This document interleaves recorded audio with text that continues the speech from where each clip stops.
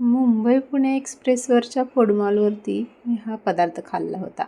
तेव्हापासून हा पदार्थ घरी बनवण्यासाठी मी खूप प्रयत्न करत होते, पण तसा योगच येत नव्हता. आम्हा स्त्रियांचं हे असं असतं, एकट्यासाठी काही करून खायचं म्हणलं की नको. बाकी सगळ्यांसाठी पंचपक्वान्न बनवायला आम्ही एका पायावर तयार असतो.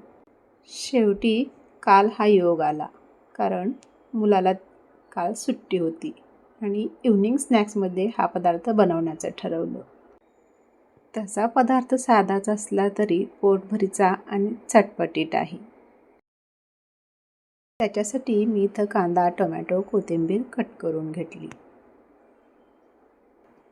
मोड आलेले हरभरे आणि शेंगदाण्यांना कुकरमध्ये थोडंसं मीठ टाकून शिट्टी करून घेतली. त्याच्यामध्ये चिरलेला कांदा, टोमॅटो, कोथिंबीर, सोललेलं डाळिंब, धने जिरे पावडर, लाल मिरची पावडर, थोडासा चाट मसाला, मीठ आणि लिंबाचा रस टाकून मिक्स करून घेतलं. आणि अशा प्रकारे तयार झाली भन्नाट चना चाट रेसिपी. कुठलाही पदार्थ बनवल्यानंतर मुलांकडून जेव्हा त्याचं कौतुक होतं तेव्हा तो आनंद काही वेगळा असतो.